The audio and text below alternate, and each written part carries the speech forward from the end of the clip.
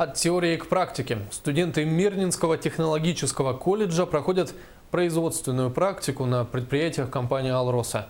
Ребята с большим интересом познают основу будущей профессии. Кроме этого, они активно участвуют в спортивных и культурных мероприятиях. Ирина Балкова продолжит. «Люблю крутить гайки», говорит о своем увлечении Елена Моргунова. Сегодня хобби переросло в профессию.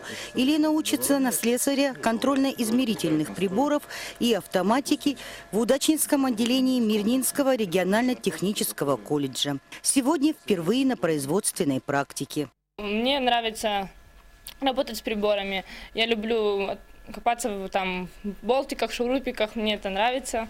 Я люблю также проводить время с папой в гараже. Вместе с Еленой на обогатительной фабрике номер 12 Удачнинского ГОКа проходят практику 20 студентов. Ребята впервые увидели масштабы производства. Очень большое предприятие, скажем так, потому что здесь все работает.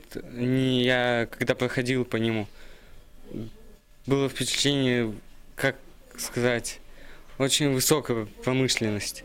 Все время все что-то двигается, не переставая. С этого года студенты МРТК проходят производственную практику с первого курса. Задача наставников из «Алроса» – познакомить ребят с основами профессии. Сейчас они разбиты у нас, так скажем, на 3 бригады. Сейчас они, согласно выпущенному распоряжению по фабрике, изучают инструкции, ну и знакомятся с оборудованием. Рассказать, показать, научить – дело непростое. Но специалисты успешно справляются с этим.